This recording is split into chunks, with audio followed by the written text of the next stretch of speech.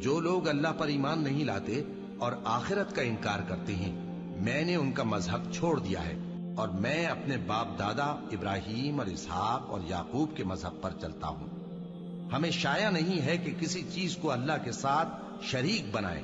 یہ اللہ کا فضل ہے ہم پر بھی اور لوگوں پر بھی، لیکن اکثر لوگ شکر نہیں کرتے۔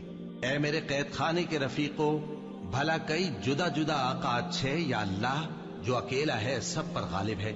جن چیزوں کی تم اللہ کے سوا پرستش کرتے ہو وہ صرف نام ہی نام ہیں جو تم نے اور تمہارے باپ دادا نے رکھ لیے ہیں۔ اللہ نے ان کی کوئی سند نازل نہیں کی۔ سن رکھو کہ اللہ کے سوا کسی کی حکومت نہیں ہے۔